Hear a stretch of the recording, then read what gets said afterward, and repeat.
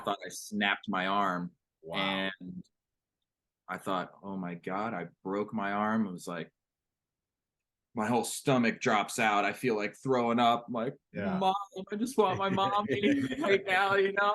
It's Yeah. like, well, that's not going to help now because here comes the next wave, and it's just you.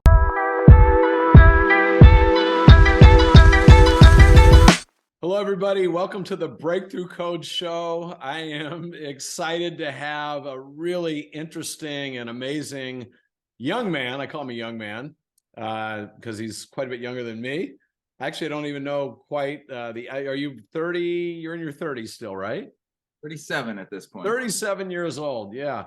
So I want to introduce you to CJ Macias. And I first heard about CJ because he had seen me on a podcast and reached out to me on Instagram, I think. And then I was looking at his Instagram and looking at some of the things he was talking about. And I said, this is really a cool young guy. And so I started following him on Instagram. And not that I'm on Instagram a lot, but I would look and see different things that he was posting. And the name stuck in my head. And then probably, I don't know, maybe 2 months ago, my wife picks this show for us to watch on HBO called 100 Foot Wave. And I'm watching it and CJ's on it. And I go, I know that guy. I know that guy. How do I know him? And then I went back and looked at Instagram and you were starting to talk about the 100 Foot Wave. And so we're going to talk about that. He's a big wave surfer. But he's way more than that. In college, he was an athlete. He was a volleyball player. He was on a very good team at IPFW, and which is part of the Indiana University system. And he went to the Final Four and actually played in the national championship game. And I think you were inducted. I read somewhere, aren't you inducted in the Hall of Fame for your university for volleyball too? I am. Yep. Yeah, I am. yeah. So played some professional volleyball, but since he's been on the HBO show, which now has had 2 seasons so far, and maybe even a third season, did they renew the show for a third season or? Yeah. Okay, yeah, okay, cool, yeah. Coming. Yeah, he's really had a platform now to go out and spread some amazing thoughts and different things that ways he lives his life. And I love the way he lives his life. So I'm excited to have you here. Thanks for being on our show. Thank you so much for having me, Tom. It's really Yeah. special to be here, and I love the synchronicity of how this has all unfolded for us to come and meet now in this moment. Yeah. So you grew up in Fort Lauderdale, which is where you are right now, and you're back visiting. And so we're doing this out of his hotel room here. But how did you get started with your love for water? I know that the water and waves and surfing are a passion of yours. How did that get started? Wow, it's so fitting that you asked me that. I literally just went across the street and jumped in the ocean moments before getting on here with you. And this is the spot right here in Fort Lauderdale where my love for the ocean began. My father was very much a waterman growing up. So there wasn't always waves here, but we were often diving, doing some free diving, looking for lobsters and fish for dinner. And then I eventually got into surfing around 7 years old, something like that. Just little tiny wind crumbly waves right here in Fort Lauderdale. And that there was just no turning back really from that. It's just the freeing feeling I felt in the ocean, and also the camaraderie and the time that I got to spend with my father and start learning. I didn't realize at the time, of course, but I really was learning about life and learning how Yeah. to face adversity and overcome and develop myself and all these great things. So, right here across the Yeah. street, it That's started. amazing. That's amazing. And so when you look at where you are now and you look back on your life and you're a very enlightened young man, I read some of the articles that were written about you, and I know that you're big on gratitude. You're big on being impeccable with your word, not taking things personal, not making assumptions, always being your best, right? Being honest and truthful and authentic. I saw that in the show. Where did all that come from? Was that the way you always were, or was that something that has developed over time? I know you're very unique, so I think probably even as a young child, you didn't fit just the black and white mold of most people. But where did this growth, and almost like a spiritual growth, I would call it, right? Where did that start? And where does that come from? Is that something you learned from your parents, or did that happen in another way? Thank you for the question. It's funny, it's all coming full circle right now. One of Yeah. the things I'm doing here in Fort Lauderdale is visiting my grandmother who's here. Mm. And she's, in her bed and just there. And I went and I was asking her questions, and she starts telling me about her life and everything. And a lot of the spirituality was actually infused from my grandmother, as I don't even really remember so much. But one of Yeah. the first things she had us do when she watched over us was to take a can, like an old can of soup, and we went into magazines and we cut out all the eyes that we could, all the eyeballs, and we pasted them all over the can. And that was our eye can. This can covered in eyeballs became our eye can. And just positive thinking from then Yeah. really Wow. started. And yeah, I definitely have been a free spirit of sorts since being a little guy, and just love being in my body and exploring different sports, skateboarding, Yeah. surfing, then volleyball, soccer a lot, and just loved running and being free, and was getting pretty wild with it. And then after college, I went on to play pro a couple years of volleyball Mhm. overseas, and Yeah. eventually I had the first big injury of my life, which was a injury in the disc in my spine. And I'd say that's what really shifted me to start taking a look at myself, really reflecting on my being, because I kind of just had all this time. My Yeah. identity as an athlete was gone. So what I knew myself as, I realized that isn't the ultimate truth if it can just be taken away from me.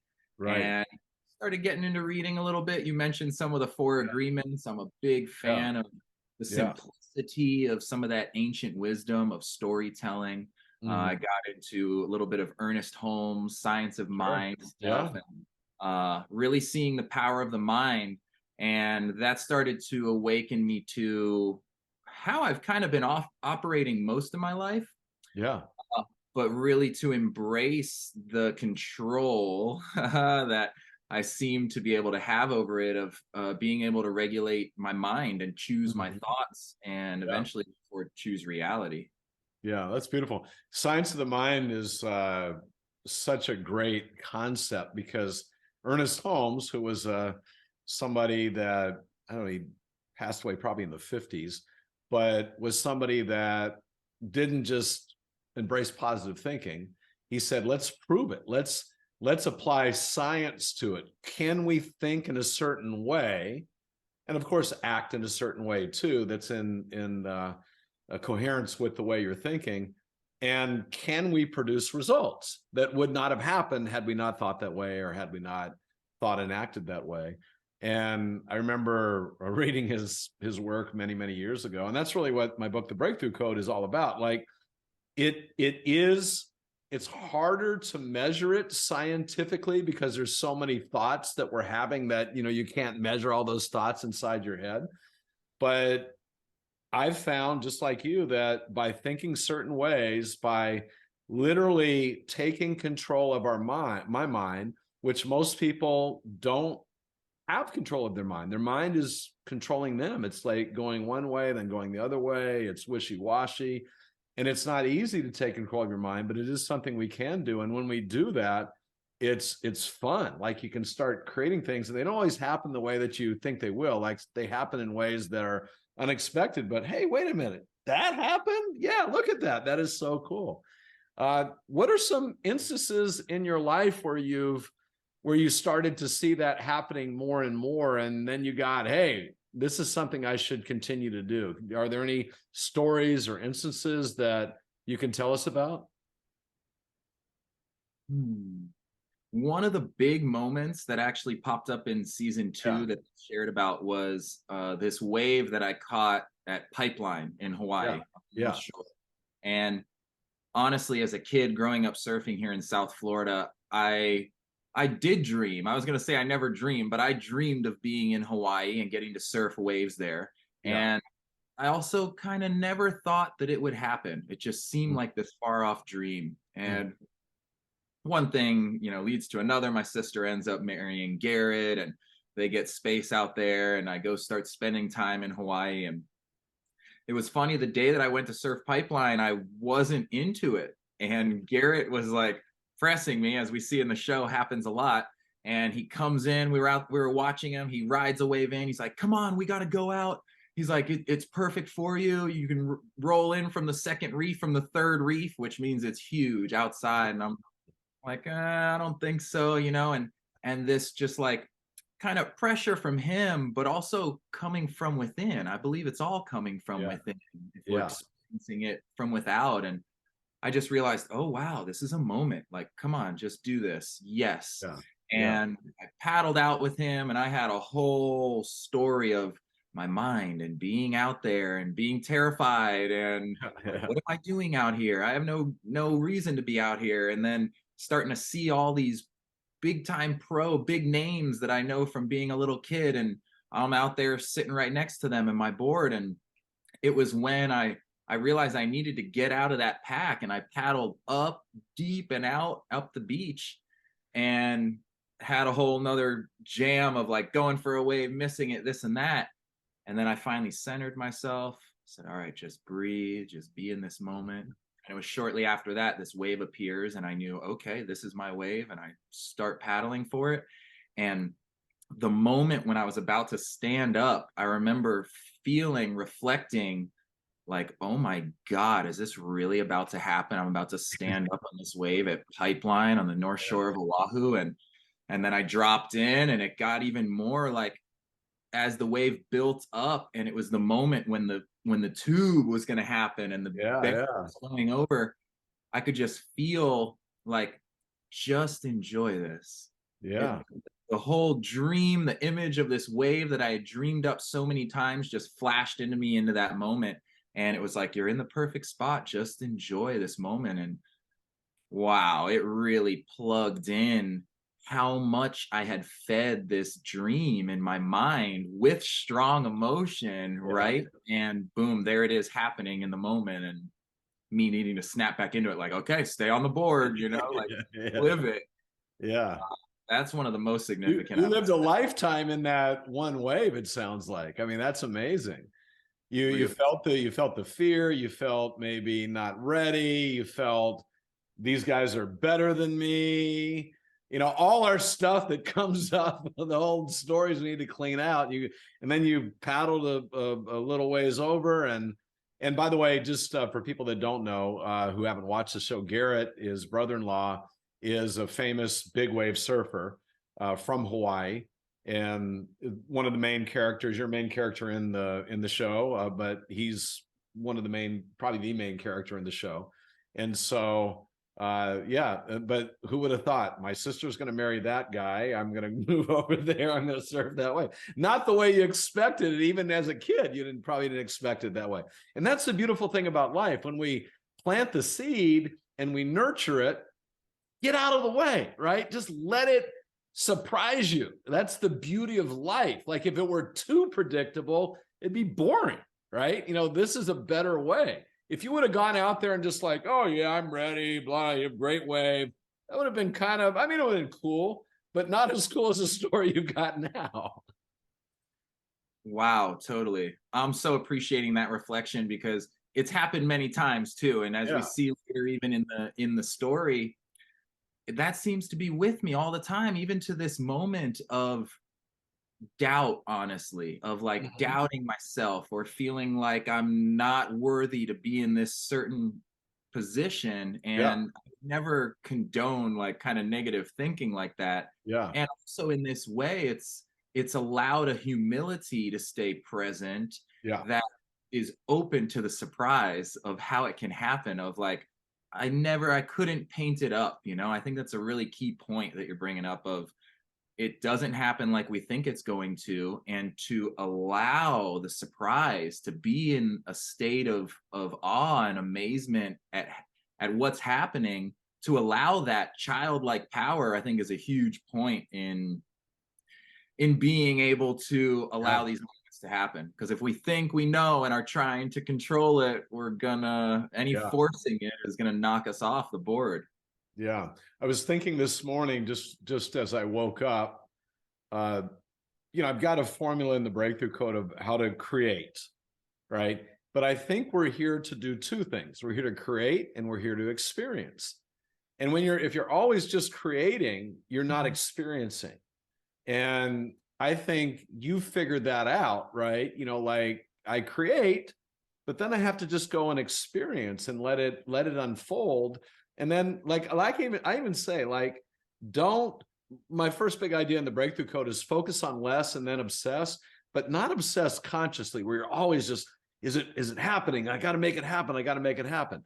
Like a couple times a day, go inside, program I call it your super conscious mind, not your subconscious, because I think it's like incredibly conscious, like so conscious it's tapped into everything, right? So I just wanted to give it a better name where people can see, like, I've got this superpower.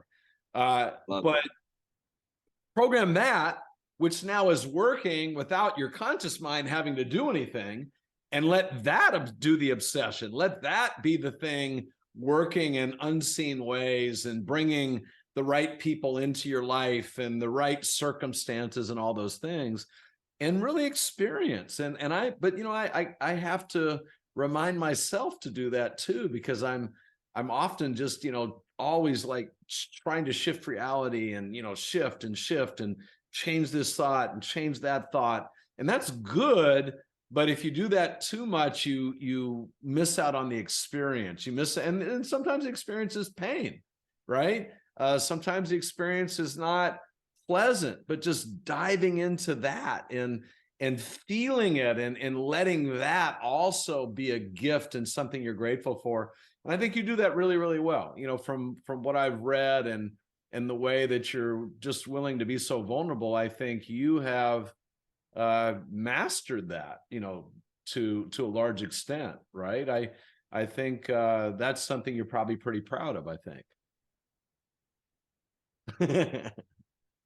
Thank you so much for just lighting me up, because the truth is it's something that I often feel shame about. I feel shame about not creating enough, about not being focused enough to stay on task and really follow through and complete things that I want to make happen. And Yeah.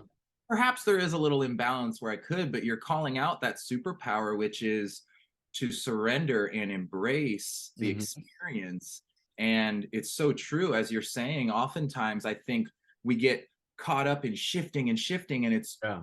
pretty much always shifting for the better and the Yeah. more desirable as we see it.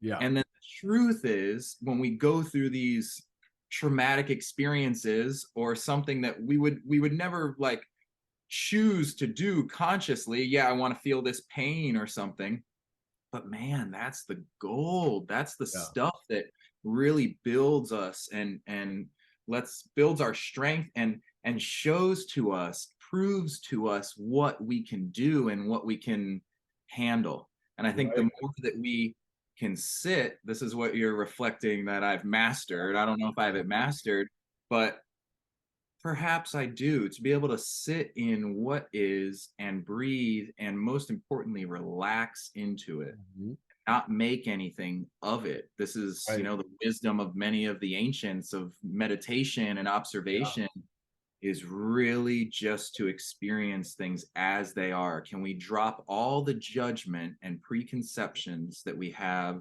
of any given moment, that it should be any different at all, and really welcome that in? And that's the space where we tap into the super conscious, the Yeah. ocean of it. And I think that helps us to create more too. When we can really be there and not judge it, but then want something that might be a little bit different, right? From that after truly experiencing it, then I think we have way more power than when we're always just wanting, wanting, wanting, wanting, wanting. And nothing's ever good enough, right? Because I mean, even the universe is confused about that. Like, what do you really want? Like, we're giving you all this cool stuff, but nothing's ever good enough.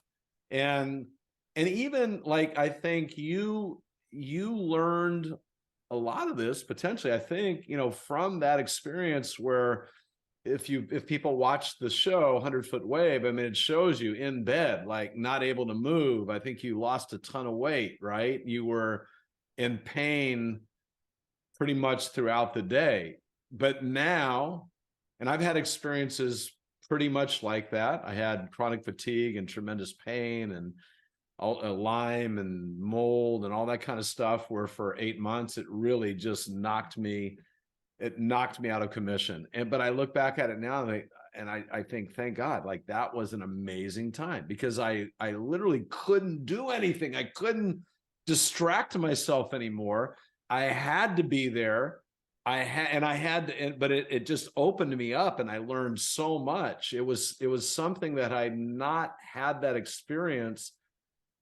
Man, I don't know. I don't know what, I mean, I was living a good life before that, and I was, in this same field of work, but it really shifted me and put me into a higher gear.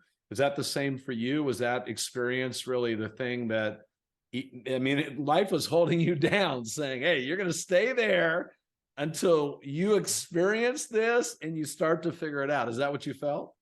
Yeah, absolutely. And coming through, like, I've been a powerful person all my life, and I've been big and strong and athletic and this and that. So I could always, as I thought, just power through something and really overpower anything. Yeah. And when life really just says stop, it's like, well, no, I don't want it. No, you're done. Just stop. And exactly like you're saying, it's like a little kid throwing a tantrum or something. And like, we think that we can, if we complain enough, or if we get enough pity, or or overpower the thing, that we can get the outside to stop. And there's some circumstances that I believe we all come to eventually where we don't have that power, and it's in that place of surrender when we can finally stop resisting and just say, oh wow, I don't know, I don't understand why this is happening.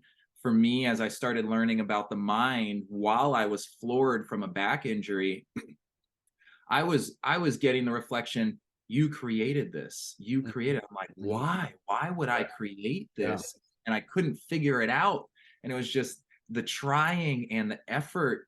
Eventually, the most powerful moment is when I just was in so much frustration that I'm just crying and screaming out to God knows what, to whatever the higher power is, of like, please just make it stop, please. And it's like, no, not yet. Oh wow. Ends up reflecting, same as this big wipeout that I took, of just feeling the force, really surrendering to a higher power that is beyond us, because we are made in its image and we're great creators. And I believe that we've created already, that we've laid out some sort of path for our soul coming into this life that our human minds just aren't privy to. And it has to be that way, because if we knew what everything was, it would be boring. It would literally be boring.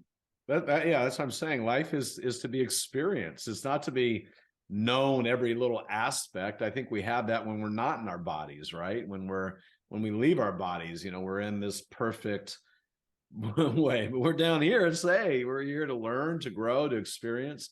You talked about, well, actually, let me say one other thing that kind of popped up in my head.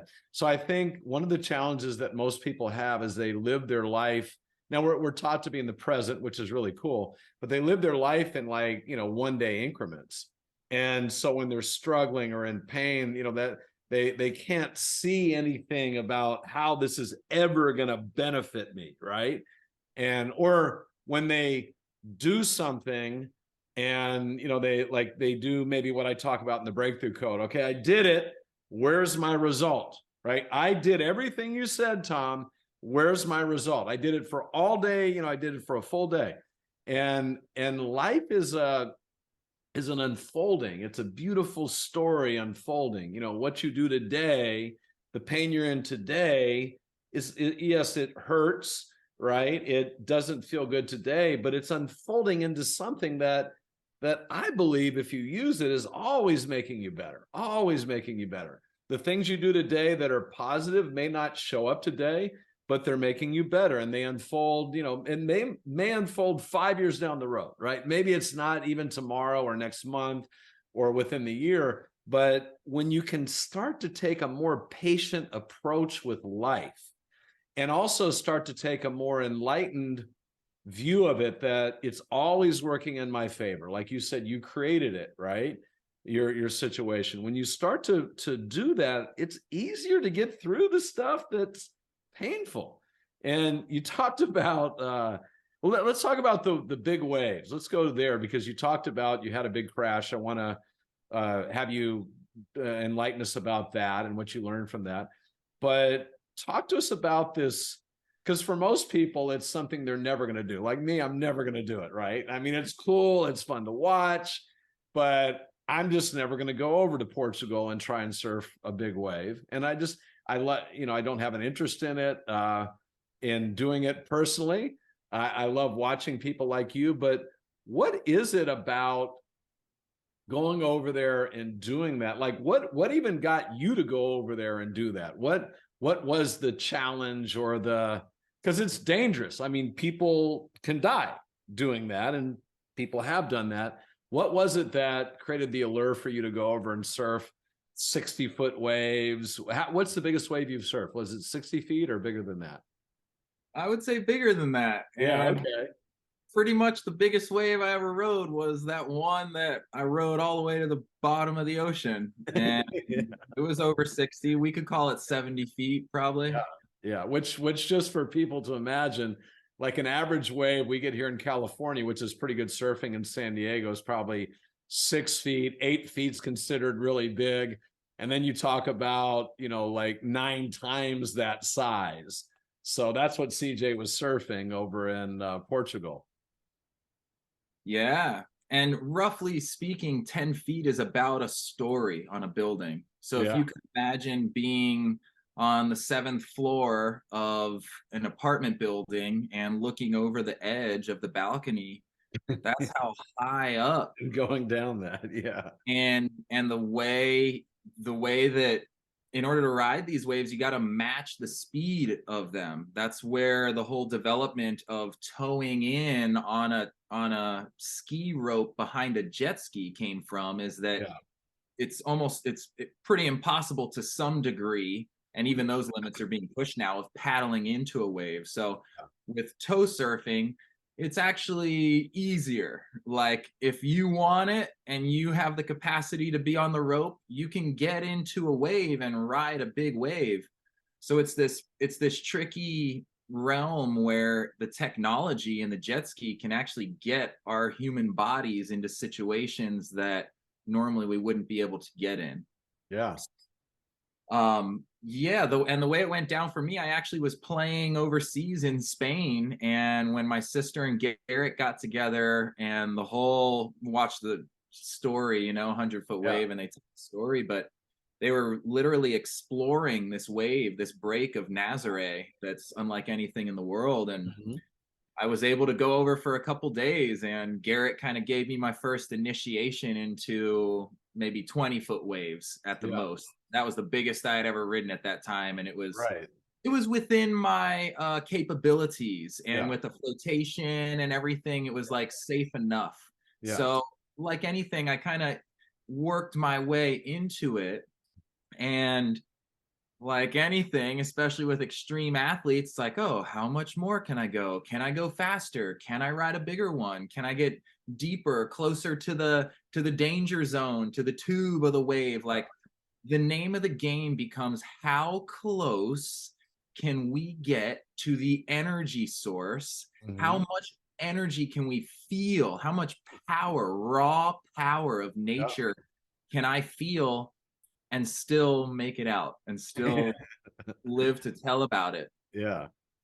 And I mean, I really was skating the edge of living to tell about it. I wasn't sure that I was going to survive that wipeout at some point.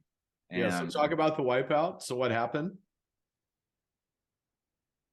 it was on the biggest day I had been out, the biggest swell in the past few years. Yeah. And it was a contest setting. So there's this energy of everyone pushing the limits and pushing one's own limits, and everyone pushing each other in a way. And I rode a couple of waves that morning that were really big, right? It's hard. So once you start talking about these giant waves and you're in surfer mentality, maybe it like doesn't break top to bottom really heavy. Yeah. Maybe it kind of crumbles and it's like Yeah. not that impressive, or the ride doesn't feel the same. Like what feels good as a surfer is really being in that sweet spot on the wave. Yeah. So I rode a couple waves that were the biggest waves I rode in my life, 60, 70 feet. And it was like, okay, now we're going to go for it. As if that wasn't enough. It was like, all right, we're waiting for a big one in the critical spot. Let's do this thing. And I was sitting there with Garrett for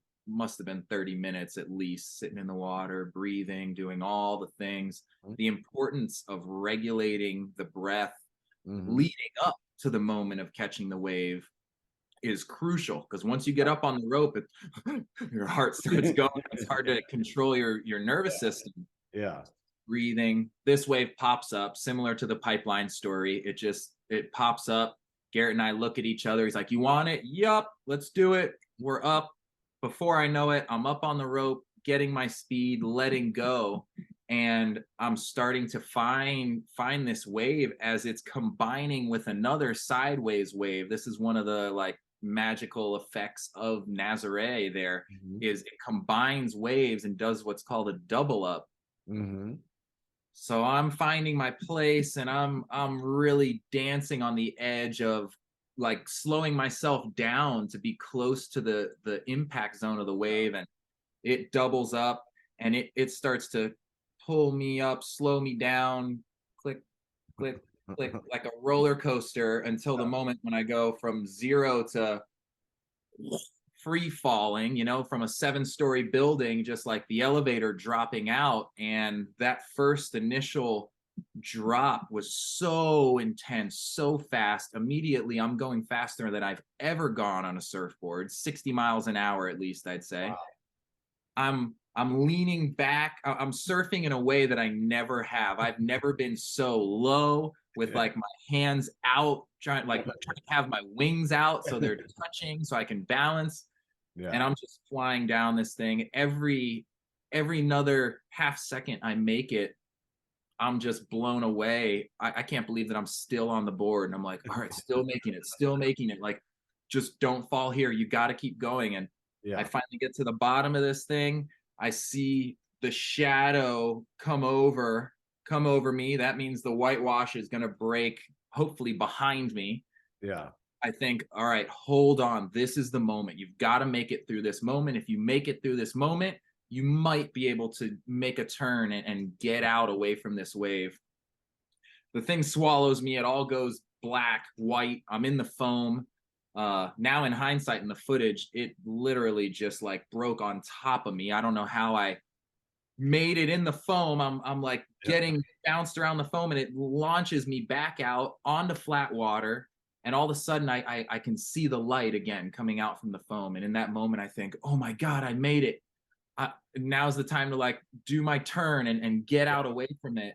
And the moment I thought that, my board was like re-landing on flat water, and I was just going so fast. I don't know what happened. I went from I'm making it to this frozen moment where I just got pitched off the board. It's the classic image of season 2 where I'm just below the wave, flying a couple feet above the water, just waiting to get the pounding of my life. And I hit the water. I mean, at 60 miles an hour, it's hard to concrete, right? Like concrete at 60 miles an hour, I bet. Yep. Yeah. And I kind of reached my arm out. I wasn't thinking how to fall or anything. For my arm to break my fall, my arm went in the water, stopped me immediately. The initial impact was so violent, it completely knocked me into submission. There was zero fight. I knew I was in a really bad spot, and I just went to the place immediately of surrender. It just it was clear to my body that there was nothing I could do, and the wind was pretty much knocked out of me. So there was like no air. No, really, really quickly, everything goes through my mind of like, okay, this is a really bad spot. Oh no, I need a better breath. You're not getting a breath. This is what you got. it's like, try to swim to the surface. Nope. It's like ripping arms, legs, cartwheel, front flip, back flip, everything, all directions. It's really hard to describe how much power that is, but there's no wrestling with it with the body, as we were talking about. Like, I've always felt like I could just power my way through anything, and the mind was just, stop. You need to stop right now, because everything is using your energy, and you need every bit of energy you have. That first beating was like 30 seconds, which seems like an eternity of that.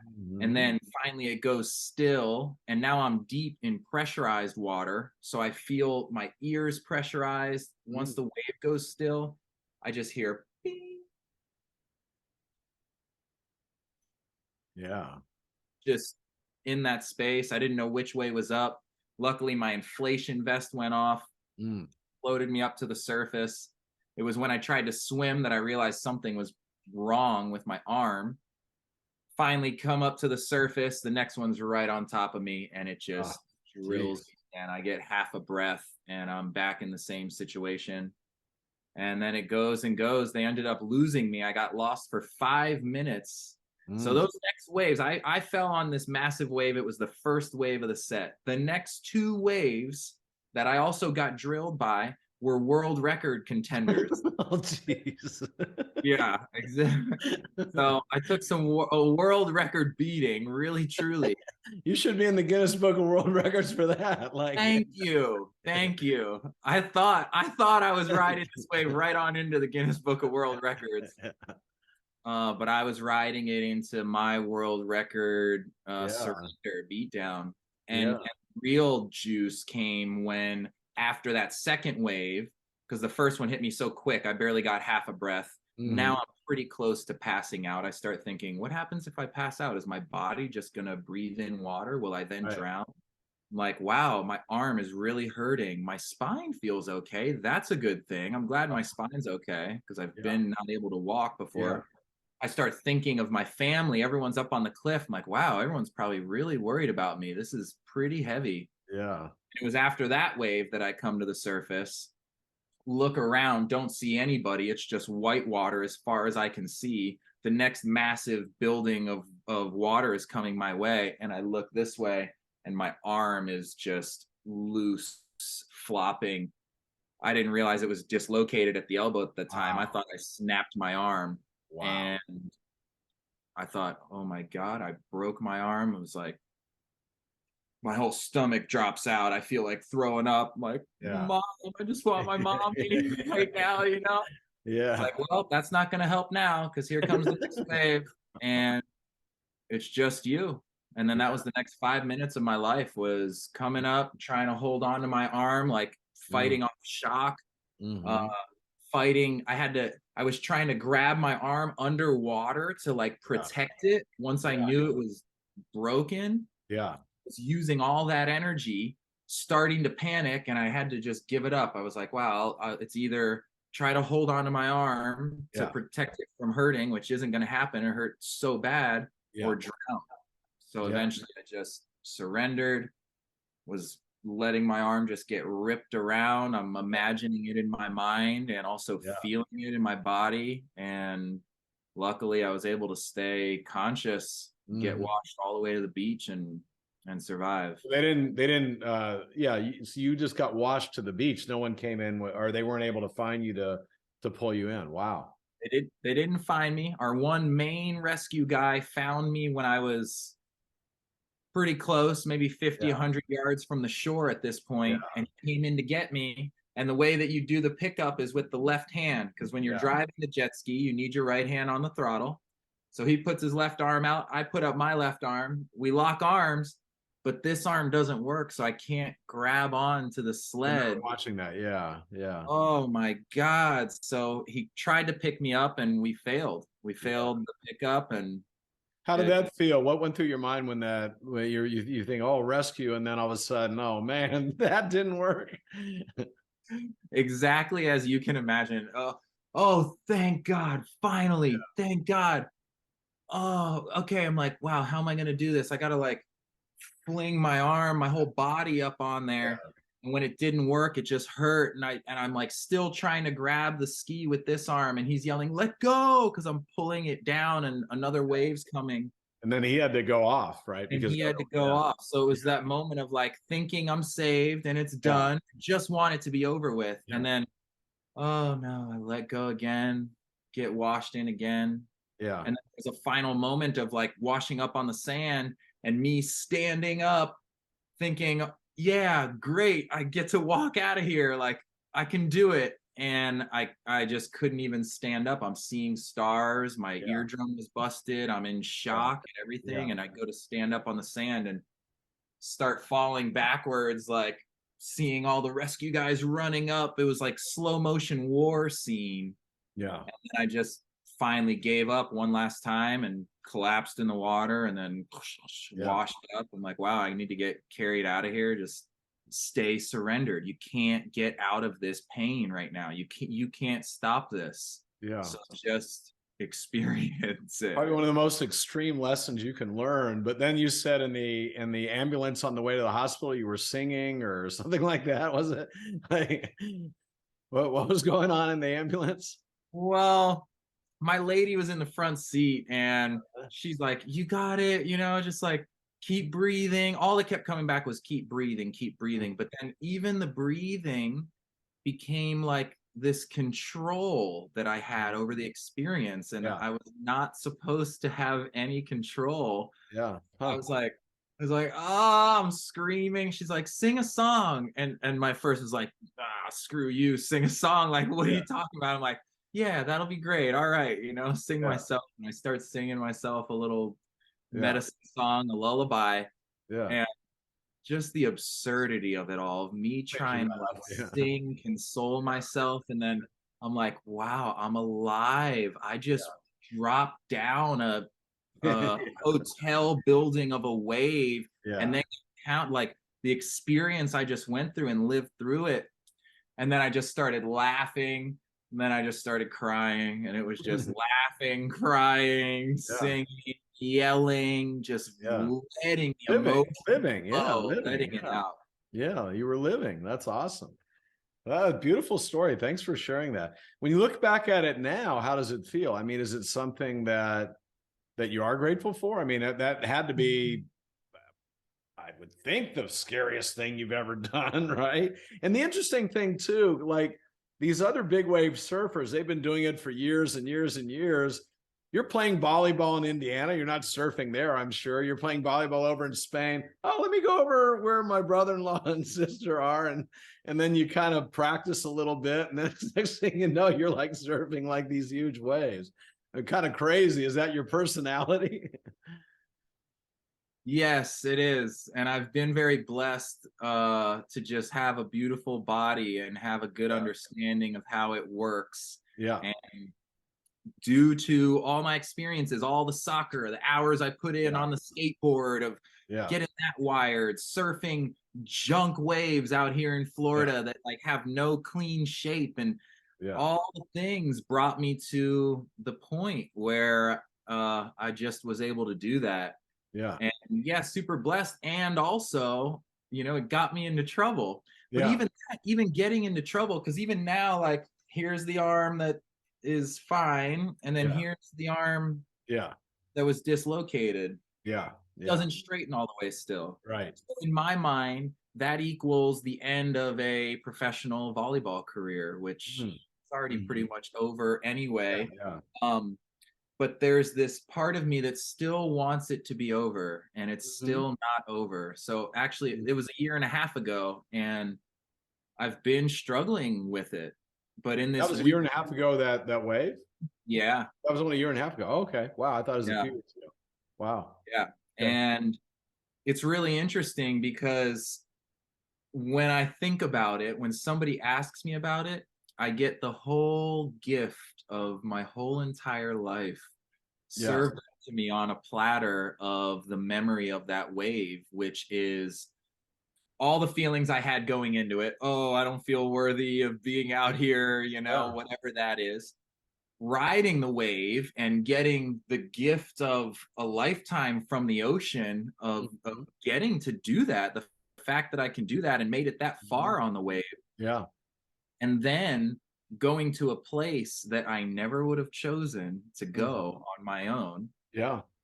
yet I went there and got to experience that and really see what I'm made of, see how much I want to live, how much I love life, Yeah. uh, the degree to which I've come to be able to surrender and like drop the neediness of needing life to be different in some moment. And it, Yeah. it literally saved my life. It was the mindfulness, breathing, Hmm. surrender, trust practices that really saved my life, in addition Yeah. to all the physical training that I had done.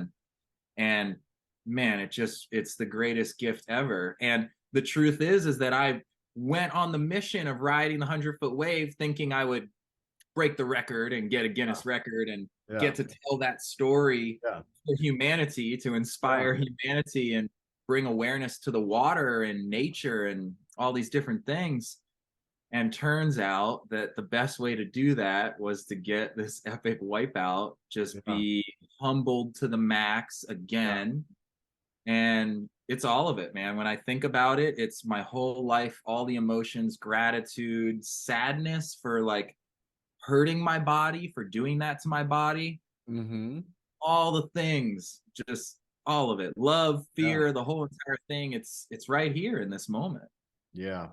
Well, I said earlier this morning, I was thinking about, we're here to do two things. We're here to create and we're here to experience. And I think you do both so well. And you really brought to light this ability that we all have to experience that I don't think we work hard on creating. We're always most people are trying to make things better. Like, I got to improve. I need more money. I need more whatever, right? More happiness, more love, more health. And we also need to just take some time to experience and to breathe and to feel. And those are that, I mean, that is the part of the beauty of life. We're here to feel and experience and have bodies where we have great things happen and we're happy, and to have pain and experience that. And it makes life interesting. It's why I do think a big part of why we're here is to experience and feel. And so many people are, well, they're either caught totally in that, right, or they're caught way more in the creation part. And I think there's a good balance, and you are a great example of that. Thank you so much for being on with us. And how can people find you and your wisdom? Where can they go to find more out about what you do, and how can they follow you? Give us a couple places that they can go to. Yeah, my personal handle on Instagram is CJ Macias. And then I recently have launched my website that I'm building up, cjmacias.com. Okay. And recently I've developed another handle on Instagram, 100-foot wave lifestyle. Oh, cool. And that is about sharing the things, the mentality, the tricks and trainings of a big wave surfer to apply them to life, because Love that's it. what I feel we're all doing here, is just Yeah. surfing waves of life, surfing the waves of our own heart. And it takes a focus. I love what you're calling in of, it's Yeah. both creation, intention, and this surrender and flowing with what's available to us. Yeah. Well, you are a beautiful example of that. Keep spreading your good vibe and magical wisdom, and you're helping a lot of people already. And I know you've got a lot more that need you and need what you are offering to the world. So thank you, bless you, appreciate you being here with us. Likewise to you, Tom. You're an inspiration to me. So keep on.